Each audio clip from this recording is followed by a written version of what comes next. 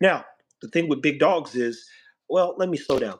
One of the things that I would say perturbed me, for those that don't know what that is, you can go look that up, about certain breeds, specifically the American Bully and XL. Everybody always wanted to know, is a dog XL? How big is he? Oh, that's too small. And I'm like this, who cares? Or how much? And I go, and even now, how big is so? I'm like, my man, this is a health and wellness page. What are we talking about the dog size for? So, Richard, as I told you in the voice memo, I've actually never heard you talk about how much your dogs weigh, unless I ask. I'm like, yo, how much that motherfucker weigh? And he'd be like, yo, he one. I'm like, God, dog, I know that's a big ass dog. And so, walk them through, if you don't mind, proper growth and what you do to manage growth in the large. I mean, that breed you have, I feel like, is a giant breed. So, what are the things that you're paying a ton of attention to in the first 6 to 9 months, as far as growth is concerned?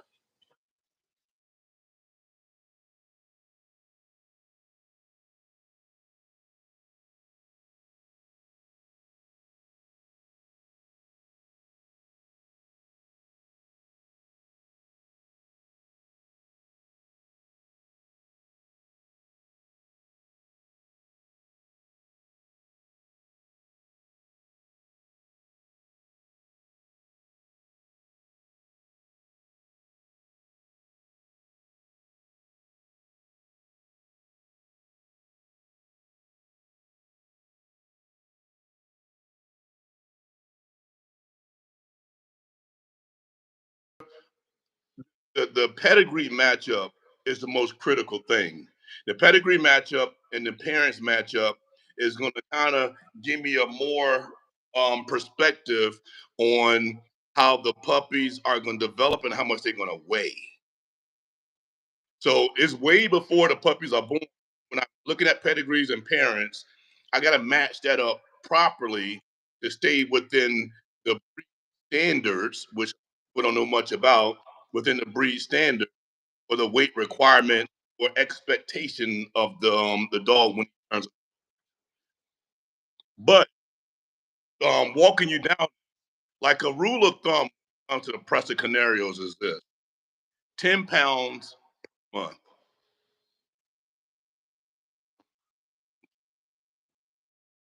'Cause those dogs start getting real big real fast, objectively, right?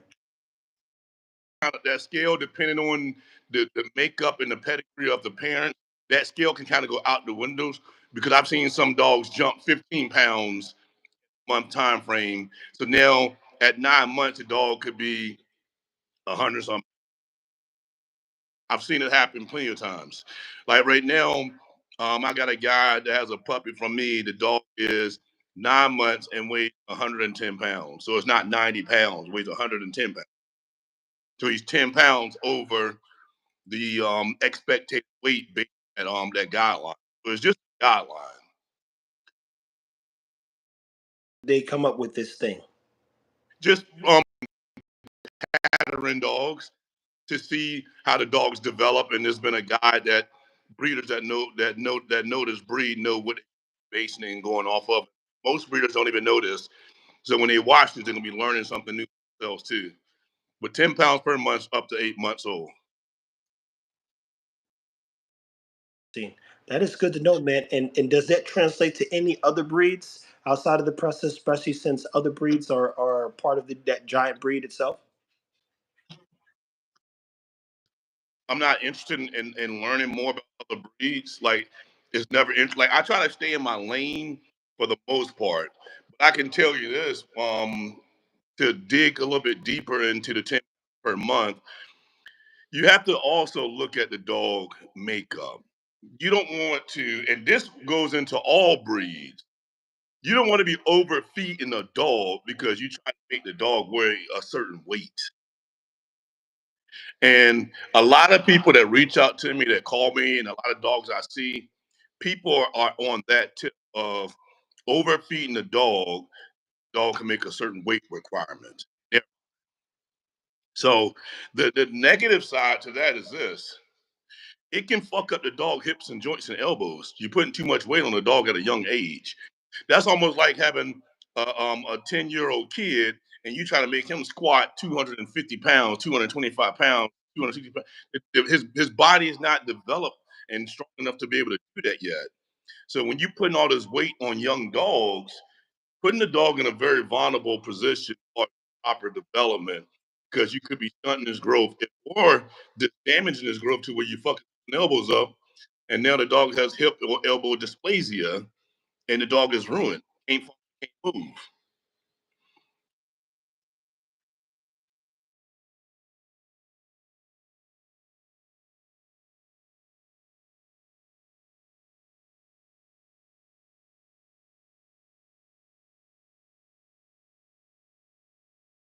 And all that stuff. And I visibly have spent time with, DeBerry and his dogs, and you see him, and as I said, dude, these dogs are well put together.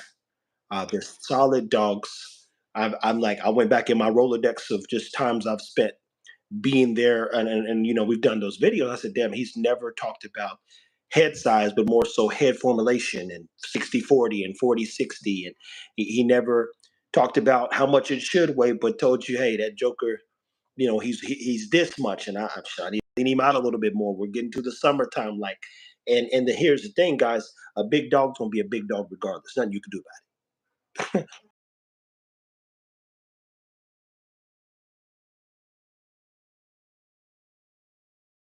Nothing you could do about like these two pups I have right now. I blinked, and this is the first time I can see, like, oh shit, these are some fucking dinosaurs. And one's gonna turn into a real dinosaur, and the other one's still gonna be a big ass dog. And we're talking 30 inches on average, 26 to 30 inches standard. And I'm thinking, think about it. Even the XL American Bully is an XL if it's 20.5 inches at the withers, right? That's 20.5 plus 23 technically considered. These jokers gonna be 26 inches and up at the withers that I got in the house. That's like that's the medium size. Like, hey, if it doesn't strike out, you're still like, that's the big ass dog. Here's the thing, right? When you start getting all this weight on the dogs, I talk about the hips and joints and the functioning of the development screwing up, but the dog also can't perform because he's out. He's gonna be winded. Like he's carrying way more weight than he should. Time for him to perform, you're gonna notice the dog tire fast. He's not in top shape at that weight, so you actually ruining a dog by doing that. And like you said, a big dog is going to be big, a small dog is going to be small. Genetics cannot manipulate. The genetics of the dog is genetics. That's what it is. Aware that you can't manipulate what's been like by design. The DNA is the DNA.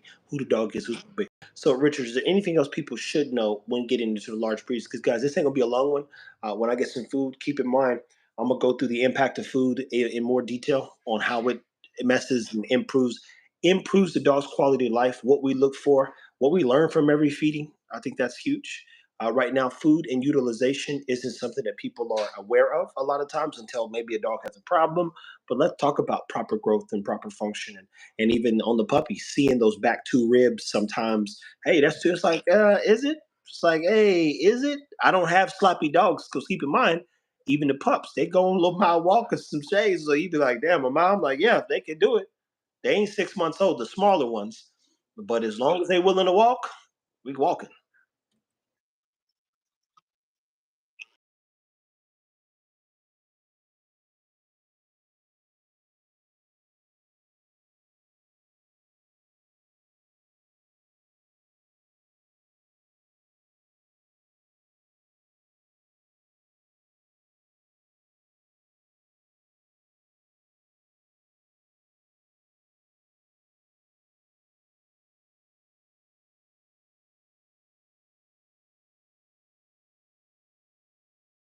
Don't overwalk them. Don't underwalk them. Got to find maybe like a mile is good for a 6 to 8 month old puppy. And once he gets 8 to 12 months old, then you could increase the distance. And don't have the dog pulling on shit under 8 months old. Don't be putting harnesses on the dog and all this like trying to pull the dog to make the dog young, strong and muscular at 6 to 8 month old time frame. Like you just don't you are ruining the dog. Don't overdo it. Take it slow. Let the dog develop slow. You can't speed up the growth and development of a dog. All you're doing is hurting them.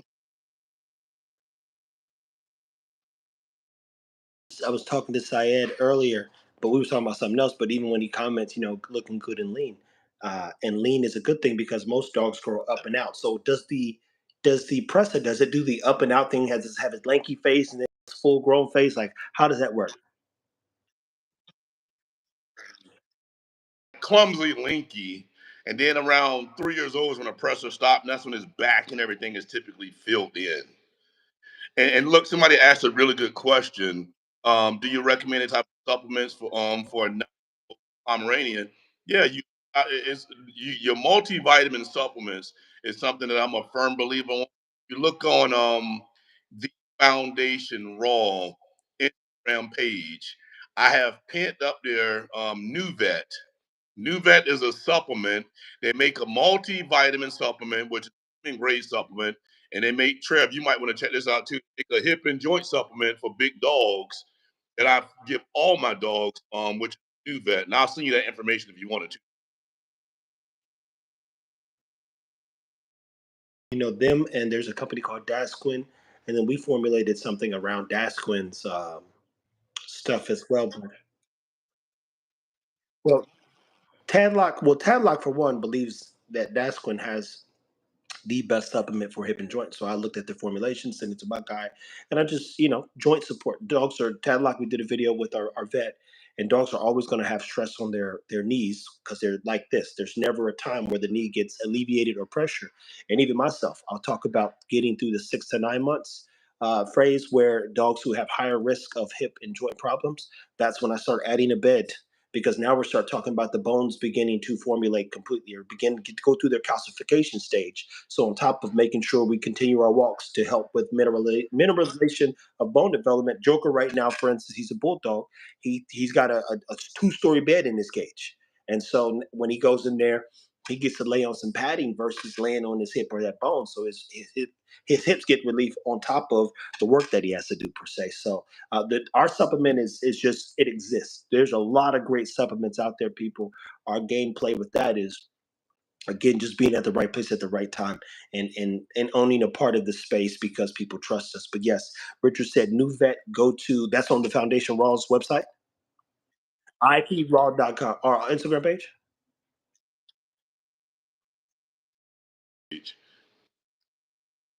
People there, a lot of super good supplements. There's a lot of horse supplements you can use on dogs because they Horse supplements are the same grade and they're cheaper than dog supplements. Why?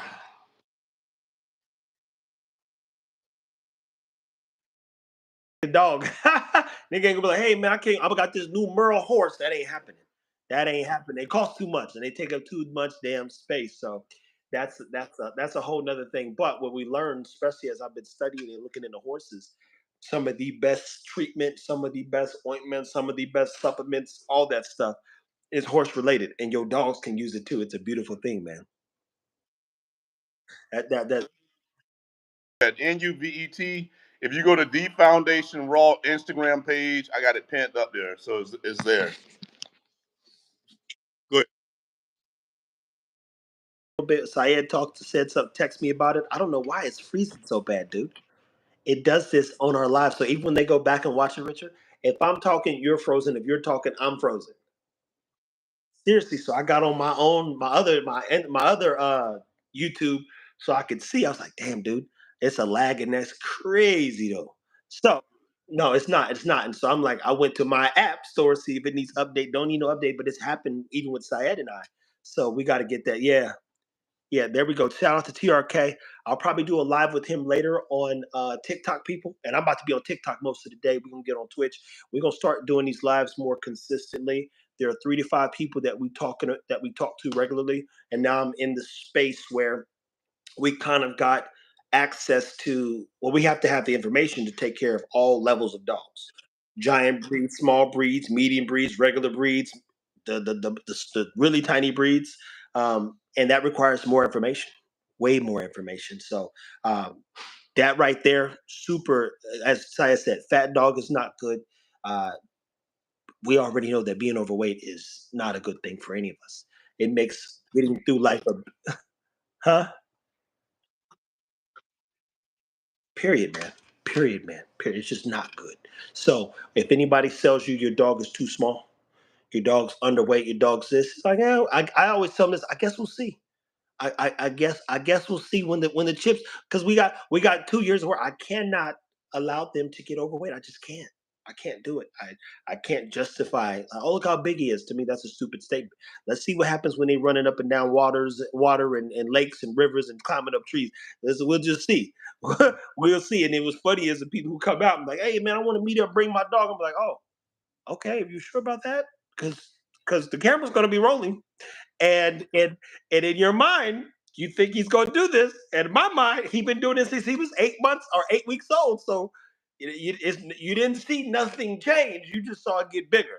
Now it's more like, oh, well, I got to watch this. But we don't guess. We do the work, people. So stay tuned for that. And again, we've got a lot of good videos coming. Anytime I can get Richard on a live, I'm happy to do so. Definitely our guy TRK, as we're part of the Rottweiler family now. And Richard originally, if you guys didn't know, as he said, he made a choice. Was he gonna go with the Borables or the Pressa? So he was gonna be a Borable guy in general. He does, and that's the other part too, my friend. Their dogs really can't keep up. But Boogie and the Joker, you can see his little like these dogs. They're walking a mile and some change because the heart doesn't even formulate for 2 years. It almost takes 2 years for the heart to fully develop. Your heart is a muscle. If you go and work the muscle after it's too late, the heart will stop or do something crazy, and you don't want that. You don't want that. So we train that muscle like we train the real muscles, but just a good walk could save your dog's life and improve its overall health and yours as well. Most importantly, literally, literally more. Richard, any other advice for those people who may be in the large breed space who are unaware of what to do? Or basically how to manage a dog in its growth, because we know the importance of mental, physical, and even emotional stimulation for the dog.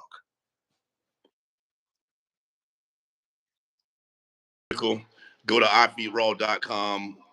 Feed your dog a raw diet. The proper nutrition, proper balanced nutritional meal is one of the most key beneficial thing for large breed dogs. All breed dogs is the proper nutrition. So you can go online again and shop at ifeedraw.com.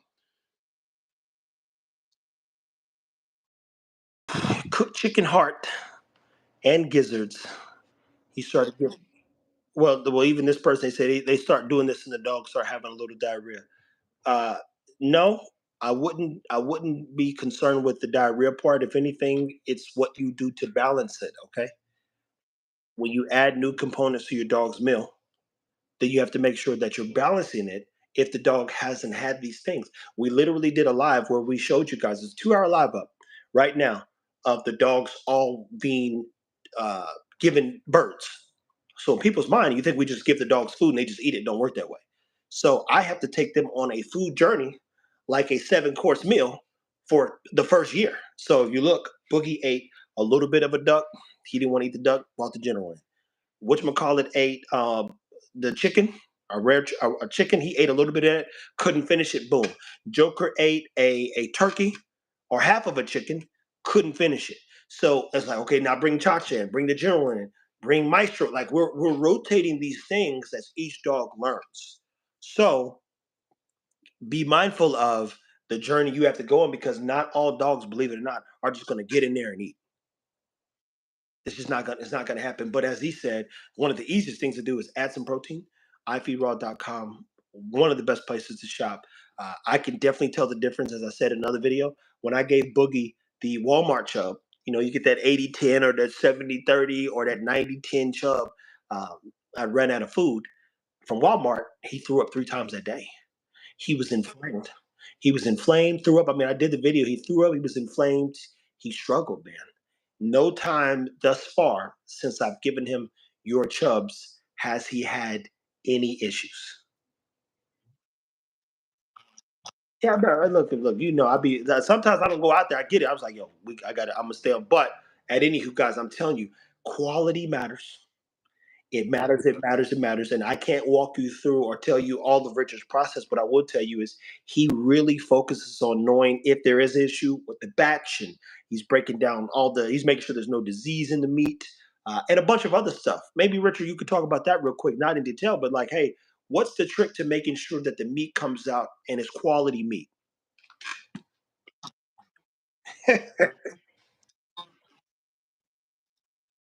We actually hand carve the meat off of the bones, where other companies they have a machine, they hit it with water like a pressure washer that knocks it off. When you carving meat, you can see right there with your hand, like with your eyes, like if something is wrong with the meat, the type of growth, any type of bruises, any discoloration, you can see it. When you got a machine just doing it, you just taking whatever you get and just fucking running it. So the first step for us is just we hand select the cows and we hand carve the meat. Bro, that little step is so critical, and it saves us so much headache and making sure that we're getting the right quality meat. It's that's really the game changer for us. Is if we hand carve it.